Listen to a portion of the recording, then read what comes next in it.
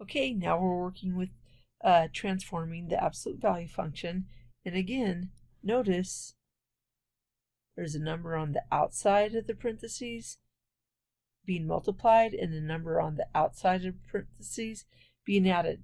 So again, we're just going to be doing a vertical stretch, because remember, if it's an integer, it's a stretch, and then it's a vertical shift, but we're also going to reflect.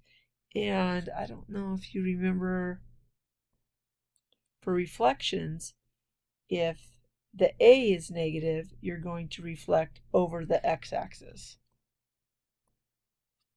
Okay, so, and remember what the order is.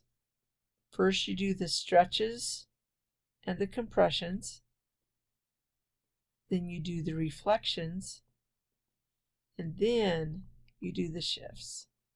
So for this graph, we'd first multiply, we'd take care of the vertical stretch since it's an integer. So this would, instead of going up 1, over 1, up 1, back 1, we'd go up 2, over 1, up 2, back 1, right? So those lines would now look like this, and then we would reflect that, so that would now look like this, and then we keep going, and then you'd take that whole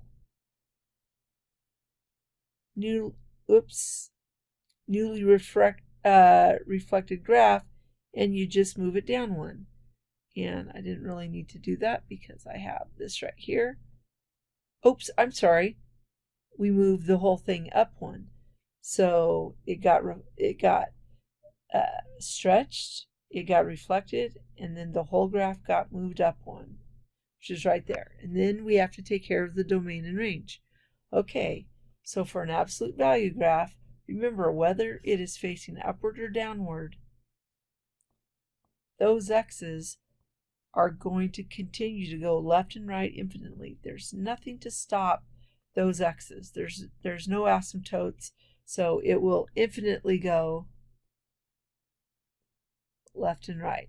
Now normally, the parent graph, the lowest point is right there at 0. Whoops. So normally the range is 0 to positive infinity. But what's happening with this graph? Well, it got moved up to 1. So instead of this being 0, that's 1. But where are the y's headed? They're headed to negative infinity. So for this graph, this is the domain and range. Okay, that's it for absolute value.